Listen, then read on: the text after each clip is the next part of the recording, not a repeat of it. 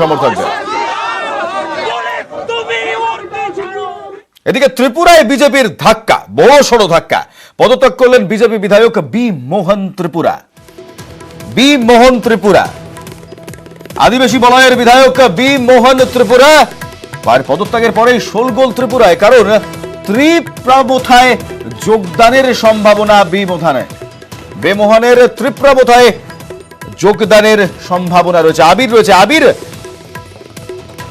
কতটা সংকটে ভারতীয় জনতা পার্টি, কতটা ব্যাকফুটে, আর তিপ্রামোথা আগামী আসন্ন বিধানসভা নির্বাচনে কতটা বড় ফ্যাক্টর এই তিপ্রামোথা?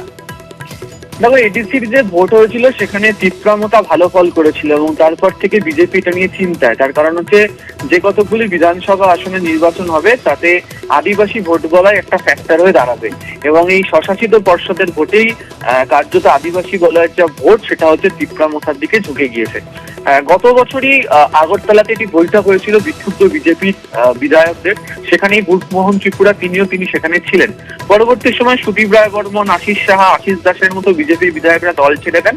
তিনি দল না ছাড়লেও দলের সঙ্গে তার যে দূরত্ব ক্রমশ বাড়ছিল সেটা স্পষ্ট হচ্ছিল এবং আজকেই ত্রিপুরাতে বিধানসভার অধিবেশন বসেছে, তার আগেই তার পদত্যাগ এবং সঙ্গে তিপ্রামোথার প্রধান প্রদ্যুৎ কিশোর মানিক্যর থাকা সেই ইঙ্গিতই করছে।